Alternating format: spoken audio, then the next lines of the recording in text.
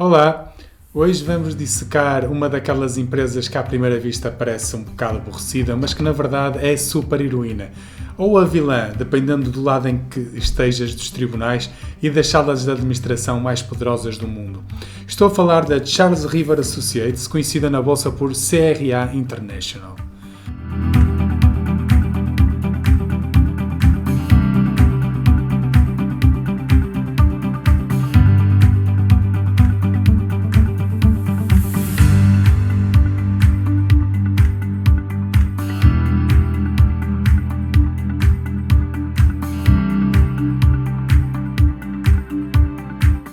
A Charles River Associates não vende sapatilhas, fiches, nem iPhones.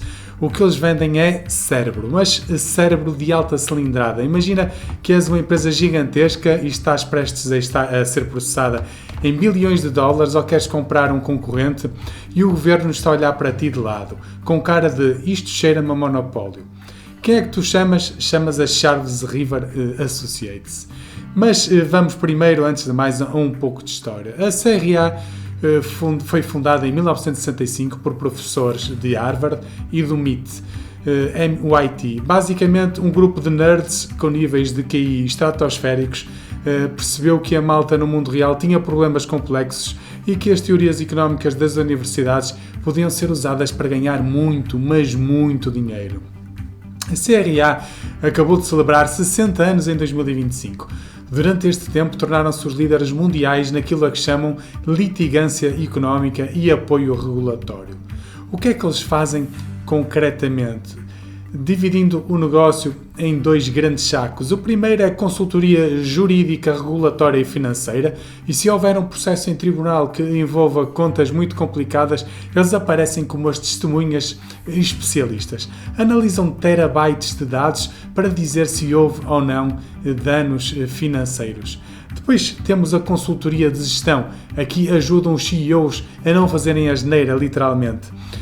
Estratégia, fusões, aquisições, leilões complexos é onde eles se envolvem. A CRA está em todo lado: energia, biotecnologia, serviços financeiros, tecnologia, e se o problema for difícil e houver muito dinheiro em jogo, a CRA está lá certamente.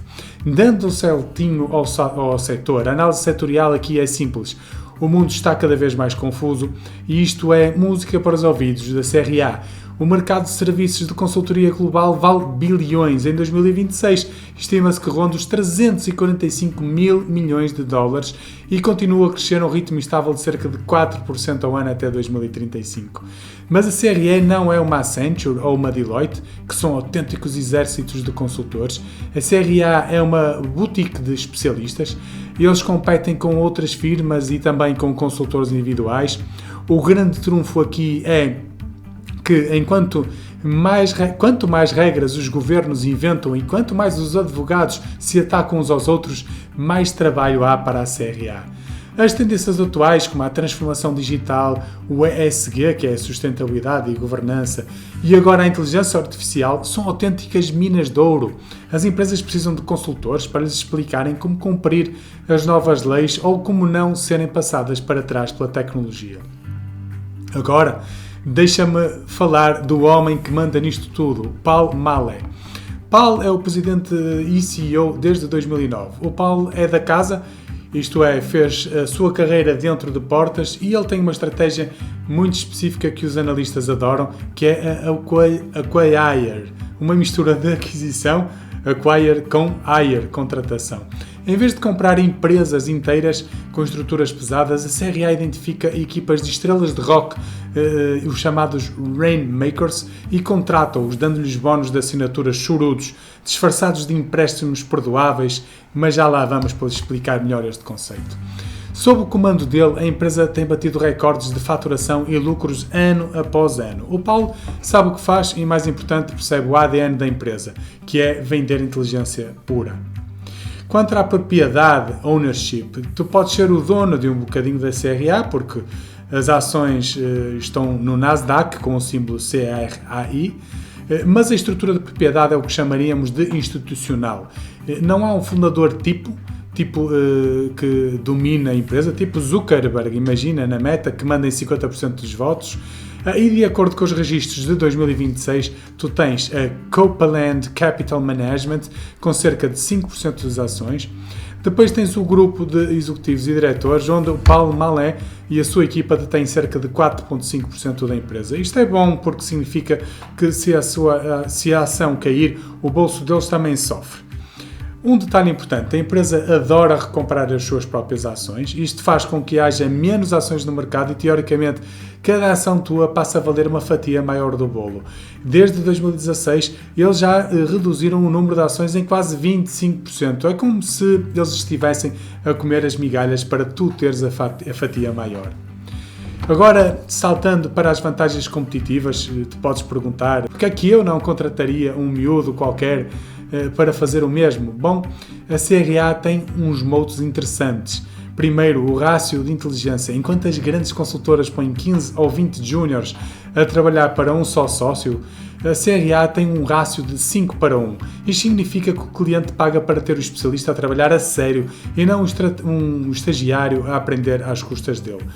Depois tens o segundo ponto, o exército de doutorados. Cerca de 79% dos consultores séniores têm graus avançados e 51% têm doutoramentos. É provável que haja mais massa cinzenta no metro quadrado do escritório da CRA do que numa conferência da ONU. Depois tens a reputação, trabalham com as maiores firmas de advogados do mundo. Quando o valor em causa num processo é de $1.000 milhões, o cliente não quer poupar uns trocos no consultor, como deves imaginar. Ele quer é o melhor. Depois tens a estratégia de talento. Eles são mestres a roubar equipas inteiras de especialistas de outras empresas e como usam esses bónus de retenção de longo prazo, as pessoas ficam lá coladas durante anos. Mas vamos dar um salto para a nossa bola de cristal, vamos fazer umas contas de guardanapo, mas com fundamento. Aqui, começando pelas receitas, historicamente eles têm crescido a um ritmo de 8%, 9% ao ano, o que é ótimo, isto nos últimos 5 anos. Para os próximos 5 anos, a estimativa é que continuem nesta senda. A guia oficial para 2026 aponta para receitas a rondar os $800 milhões. E se o mundo continuar a ser este caos de processos e regulações, e eu julgo que vai continuar, crescer cerca de 9% ao ano parece-me um palpite seguro. Quanto à margem operacional, aqui a coisa fica técnica, mas vou explicar-te de forma simples. A margem que o mercado olha é a margem EBITDA, normalmente, que eles estimam ficar entre os 12% e os 13% em 2026. A margem operacional em 2025 foi de 11,1%. O truque é que eles gastam muito dinheiro a contratar pessoas, isso aparece como custos no início, mas à medida que estas pessoas começam a faturar horas, a chamada utilização, que anda nos 77% neste caso, a margem tende a subir. Eu estimaria que a margem operacional se mantenha estável ou suba ligeiramente para os 12%, 14% à medida que ganham em escala. Depois, há o investimento previsto. A CRA não constrói fábricas, o investimento deles é em pessoas ou em cérebros, se preferires. Eles gastam cerca de 46% a 48% do capital disponível a contratar e reter talentos. Em 5 anos, isso significa centenas de milhões de dólares investidos em contratar os melhores cérebros do mercado. Em termos de CAPEX tradicional, computadores e escritórios bonitos, gastam pouco, apenas cerca de 6% a 10% do que ganham. Agora vamos falar dos riscos, como é habitual, nem tudo são rosas, há espinhos e alguns deles bem picantes, começando pela Guerra das Estrelas. O negócio deles depende inteiramente de pessoas e se o Paul Malé acorda um dia e as suas 156 estrelas, que são os consultores de nível mais elevado na hierarquia da empresa, decidirem ir-se embora para a concorrência, a empresa fica reduzida a um conjunto de escritórios vazios. Depois temos o ciclo de fusões e aquisições. Se a economia mundial travar e ninguém quiser comprar empresas, uma parte do trabalho de consultoria da CRA desaparece. Eles sentiram isso em 2023, mas conseguiram dar a volta. Depois temos o fator inteligência artificial. O Paulo diz que a inteligência artificial é uma ferramenta que os torna mais produtivos, mas há sempre o risco de uma IA no futuro conseguir fazer parte do trabalho desenvolvido por um consultor. E se o cliente perceber que pode fazer a análise sozinho com o ChatGPT versão 20 nessa altura, a CRA terá de se reinventar. Depois temos as contas complicadas. Eles usam os tais empréstimos perdoáveis para contratar as estrelas. Isto torna o balanço deles um bocado difícil de ler para o investidor comum.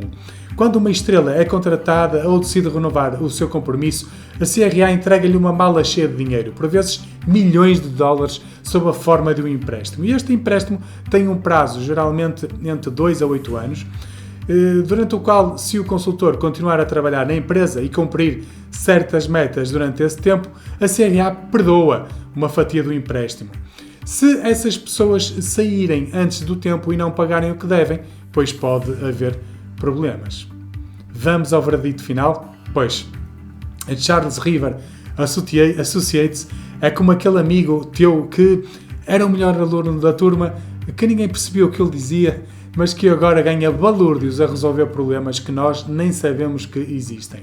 É uma empresa com um balanço limpo, quase zero, dívida líquida, que paga dividendos que crescem todos os anos, e que tem um modelo de negócio que prospera na confusão. Se tu acreditas que o mundo vai continuar a ser um lugar complexo e cheio de advogados, a CRA é um investimento que faz sentido. Agora lembra-te, no fim do dia estás a investir em pessoas e pessoas são imprevisíveis. Não ponhas o teu dinheiro todo num cesto só, mesmo que esse cesto esteja cheio de doutoramentos em economia. E pronto, ficamos por aqui. Espero que tenhas gostado desta viagem pelo mundo dos nerds. Até à próxima.